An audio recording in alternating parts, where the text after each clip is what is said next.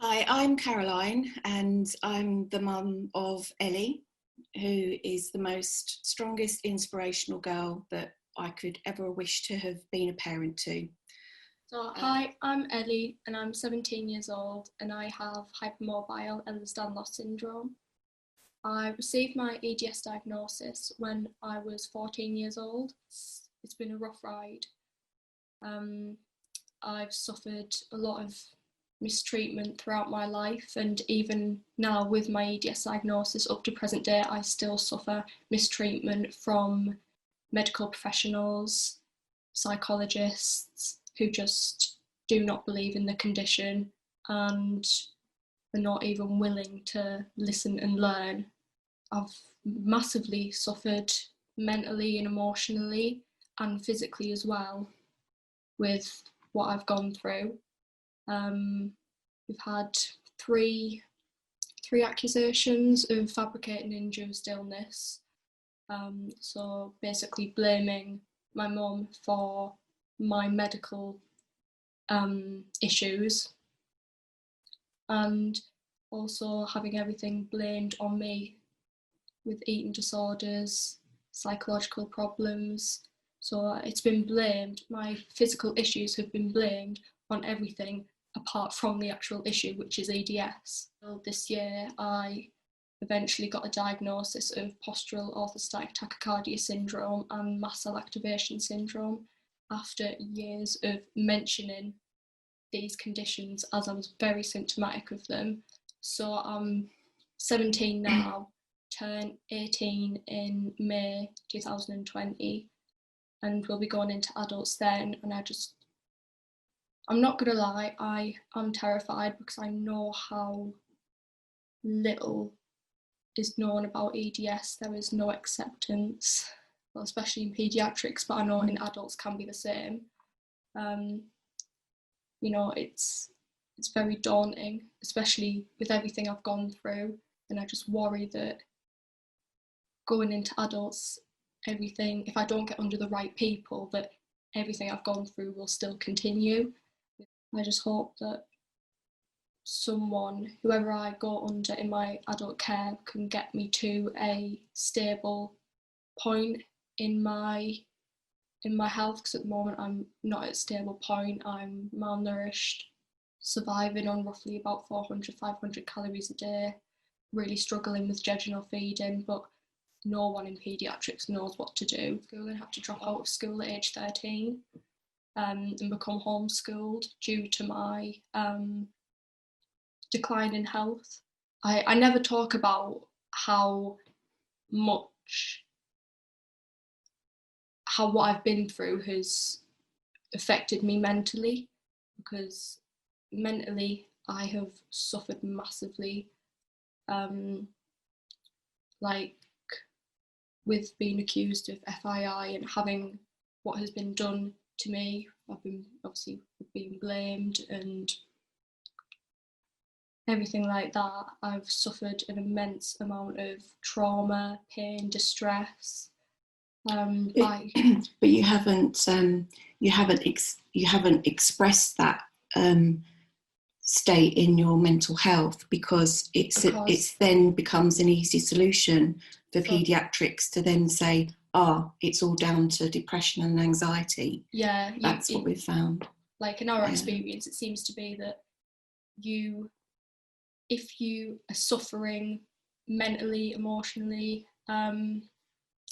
psychologically, that them problems are the reason that you have got physical symptoms. You cannot have a physical illness and suffer psychologically. At 9 years old, I was admitted to a psychiatric unit to, to make a... You were medically diagnosed with delayed gastric emptying, and you were admitted to the psychiatric unit for assessment on how to manage your pain and how to manage it in the community.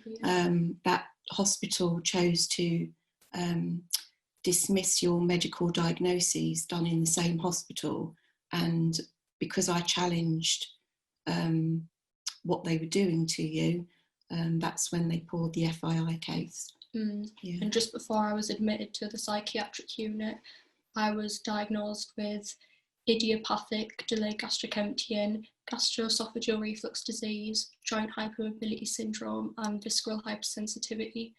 So they were my diagnoses before I was admitted to the psychiatric unit. Because this FII case was brought once I challenged what the hospital were doing, then she lost the opportunity to have motility testing, which has resulted in her from age 9 to the age of 17 declining in her intestinal and gut motility. Yeah, even still to this day. I suffer nightmares, flashbacks. I'm very reluctant to, seek help when I need it because of everything I've gone through. There's absolutely zero acknowledgement we've found in paediatrics of all the comorbidities. Ellie was asked last year in an inpatient stay how she knows she's got EDS and what kind of things happen to her. And she said, I know that EDS has a lot of comorbidities. And the consultant laughed in our faces and said, you don't have to worry about comorbidities. And that's just a huge problem, because the comorbidities actually can cause more issues than the joint hypermobility itself. And since that conversation, she's been diagnosed with POTS and mast cell activation syndrome. There just isn't the acknowledgement in paediatrics, and things have to change. I know many, many families that have lost their children due to being accused of factitious disorder. And it has, our experiences, not once, not twice, but 3 times. The latest time is as recently as last November. And that was by somebody who hasn't really been involved in our case. And doesn't actually believe in the condition. Ellie was sent to a hospital for a permanent surgical jejunostomy because she had dozens and dozens of PEG tubes that kept migrating back into her stomach. So to stop her having all these procedures, we were sent to a hospital to be considered for a permanent surgical tube. Unfortunately, the paediatric surgeon turned around and said that EDS is a weird and wonderful condition made up by the dinosaurs in London, and it does not exist. Ellie was very, very difficult to feed from birth. She failed to thrive, and at 3 years old, she started to lose a lot of weight and cut out a lot of food. She was always complaining that her legs hurt. We used to have to carry her down to nursery. She was very restless. She didn't sleep. She had night sweats. At 3 years old, she was transferred to a gastroenterologist who put Ellie on some supplements, which didn't really seem to have any effect. And then at 4.5 years old, it became an emergency situation where Ellie needed to have an emergency gastrostomy placed. We went to CAMS, who stated that I had unnecessarily had a PEG placed in Ellie. So I basically got a medical procedure done which didn't need to be performed, even though I was told Ellie's had to have it to be able to survive.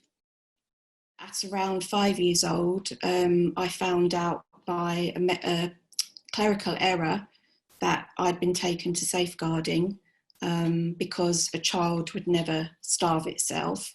And this was thrown out of the initial assessment stage. I then later found out, and I did receive an apology from the local NHS trust. And Ellie was then transferred to the psychiatric unit to try and help with her low mood, because she had basically lived her whole life in pain.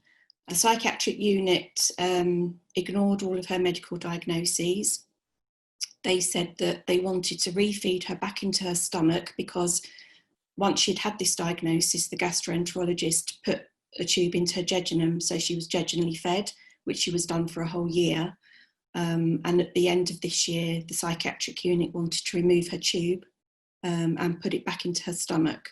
I questioned this because there was no physical evidence to suggest that Ellie's stomach had recovered.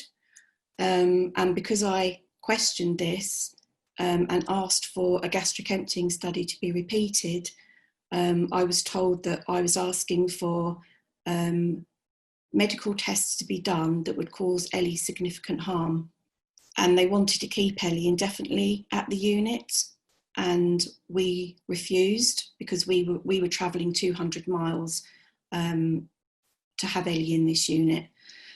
So at the end of Ellie's 3-month stay, we removed her from the unit, and 2 days later I got a knock on the door from social services, who entered my home and told me that I had committed such severe medical child abuse that I was likely to lose Ellie. I would not have access to her, and they strongly suggested that if my family could start looking into adoption procedures, then it would be better. But it was guaranteed that the hospital were prepared to go to the High Court, and the judge would definitely side with the hospital, not the parent.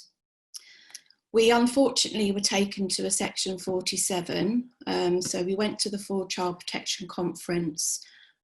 The question was asked, to our consultant, does Ellie have medical reasons why she cannot eat normally like other people? They said, yes, there is. And the social worker from the unit said, we don't want to get bogged down with issues like that. So the case was closed and we were left to get on with our lives. I pulled myself together after about 3 years, because it does, as a parent, take away your right to speak, because an FII allegation actually stays on your files. So you are guilty even before you have proven your innocence. I feel like I'm literally exhausted of fighting the medical profession, who do not acknowledge EDS in paediatrics on the NHS. If I could sum it all up in one sentence, is education. Education needs to happen not only in medical schools, but more importantly